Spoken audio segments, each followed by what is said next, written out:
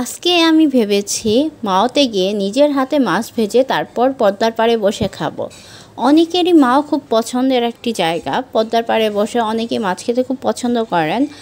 আমি অনেক বছর আগে মাওতে গিয়েছিলাম। যেই গরম পড়েছে মনে হচ্ছিল বাতাসের খুব দরকার, তো এই জন্য চলে গিয়েছিলাম আজকে মাওতে। কোনো প্ল্যান ছাড়া, কোনো প্রোগ্রাম ছাড়া হুট করে মাওতে গিয়েছিলাম। কি কি করেছি তা আপনাদের সাথে শেয়ার করব।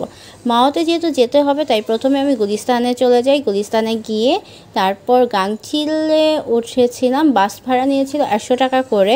কিন্তু আজকে একটা মজার ঘটনা ঘটেছে যে মাওতে যাওয়ার উদ্দেশ্যে যদিও আমরা রওনা হয়েছি, কিন্তু ভুল করে আমরা চলে গিয়েছিলাম লোহজংয়ের দিকে। আসলে অনেক দিন হয়েছে, অনেক দিন কি বছরখানিকের বেশি টাইম হয়েছে আমরা মাওতে যাই না, যার কারণে ওই রাস্তাটা আমাদের অতটা খেয়াল নেই।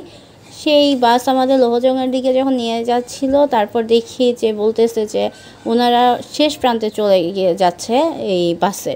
তো তারপর আমি জিজ্ঞেস করলাম, মাওয়া কোথায়? তখন বললো যে মাওয়া তো পিছনে রেখে আসছেন।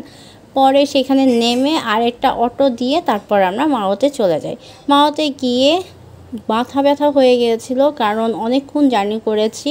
পরে 1 কাপ চা নিলাম। পদ্মার পাড়ে বসে এরকম বোটের পাশে বসে চা খেতে আমার খুবই ভালো লাগছিল। এখানে অনেকগুলো রেস্টুরেন্ট রয়েছে, হোটেল রয়েছে। তো তার মাঝে এই হোটেলটা আমার কাছে খুবই পছন্দ হয়েছে।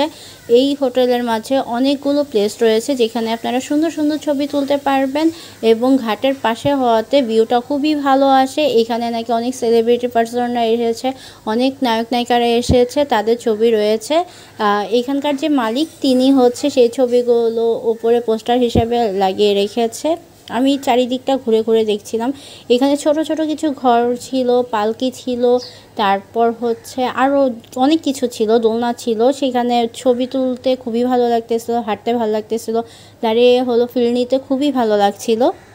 এই হোটেলটির নাম হচ্ছে পদ্মা হোটেল এবং রেস্টুরেন্ট। আমি চেয়েছিলাম এখানে খাওয়ার জন্য, কিন্তু আমার সাথে যারা ছিল তারা আজকে বলছিল যে না, পদ্মার পাড়ে একদম টঙের মতো যে দোকানগুলো রয়েছে সেই দোকানে আজকে আমরা খাবো। এই দোকানে আমরা অন্য কোনো দিন ট্রাই করব। পরে চিন্তা করে দেখলাম ঠিক আছে, অন্য কখনো এই জায়গাতে এসে তারপরে ট্রাই করা হবে। কিন্তু বিশ্বাস করেন প্লেসটা অনেক সুন্দর, আর ছবি তোলার জন্য তো খুবই খুবই খুবই সুন্দর। আর এখানে যে খাবারগুলো ছিল তা সাইডের রেস্টুরেন্টগুলোর তুলনায় একটু বেশি লেগেছে। অন্য সাইডগুলোতে মানে পাড়ের সাইডে যে হোটেলগুলো রয়েছে সেইখানে আপনারা দামাদামি করে কম দামে খাবার পাবেন। তার তুলনায় এই জায়গাটা একটু এক্সপেন্সিভ। যেহেতু আমরা বিকেলের টাইমে গিয়েছি আর আমরা বলেছি আজকে রাতে এখানে খাওয়া দাওয়া করব, তাই রাত হওয়ার আগে মানে সন্ধ্যা হওয়ার আগ পর্যন্ত আমরা আশেপাশটা এক্সপ্লোর করে দেখছিলাম। আমরা বিভিন্ন জায়গা ভিজিট করে দেখছিলাম। আমরা চিকেন ফ্রাই খেয়েছিলাম। এই দেখুন চিকেন ফ্রাইয়ের অবস্থা। এটার প্রাইস ছিল 80 টাকা। তারপর আমরা তেলাপিয়া মাছ দেখতে পারি। এখানে একটা কথা ছিল, ফার্স্টে যে দোকানটা আমরা তেলাপিয়া দেখেছিলাম, উনি একটা তেলাপিয়া মাছের দাম চেয়েছিল আমাদের কাছে 1200 টাকা। তারপর ধীরে ধীরে যখন আমরা সামনের দিকে যাই তখন 400 300 এরকম প্রাইস চাচ্ছিল।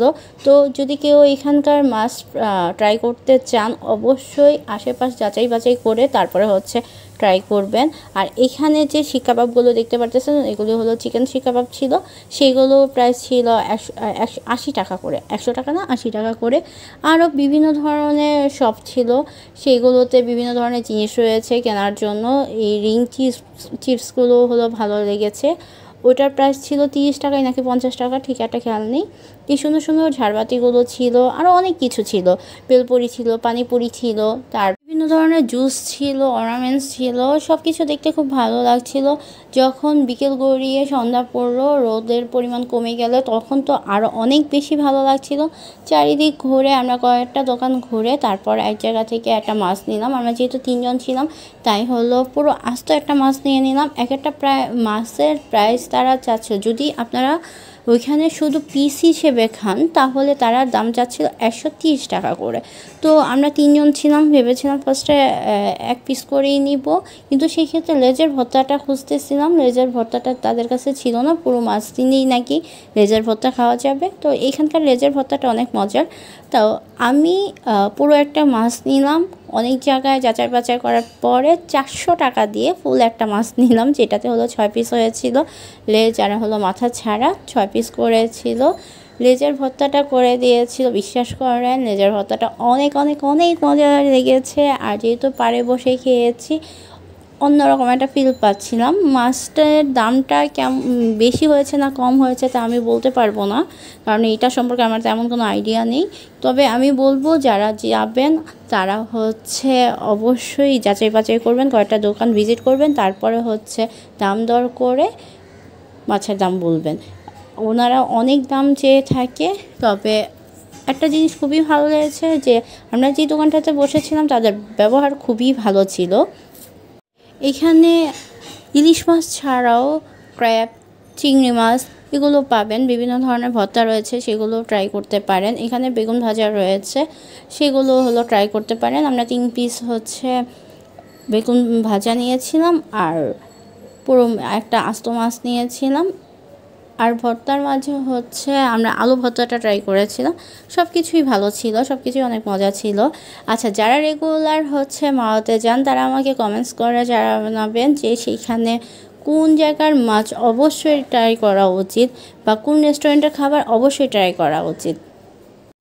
যখন সরিষার তেল দিয়ে গরম গরম ইলিশ মাছ ভাজতেছিল তখন এর স্মেলটা আর পাড়ের যে বাতাসটা দুইটা মিলে এত ভালো লাগতেছিল, এত শান্তি লাগতেছিল। এত কষ্ট করে যাওয়ার সাকসেসটা আমরা তখনই পেয়েছি। এই যে আমাদের খাবার চলে এসেছে, সাথে ডালও ছিল। আর একটা কথা বলি, যদি হলো সরিষা তেল দিয়ে ভাজেন তাহলে তাদের 100 টাকা এক্সট্রা পে করতে হয়। এটা খুবই ভালো যে 100 টাকা পে করলেও হলো স্বাস্থ্যসম্মত একটা খাবার পাওয়া যায়। আমি একটা জিনিস দেখেছি, যখনই কোনো প্ল্যান ছাড়া কোনো প্রোগ্রাম করা হয় বা কোথাও ঘুরতে যাওয়া হয়, সেই প্রোগ্রামটা বা সেই জায়গাটা খুবই ভালো লাগে। মানে অনেক প্ল্যান করেও খুব ভালো ট্যুর দেওয়া যায় না, কিন্তু হুট করে প্ল্যানগুলো করে যেখানে যাওয়া হয় তখন সেই জিনিসগুলো খুবই মজার এবং ইউনিক হয়ে থাকে।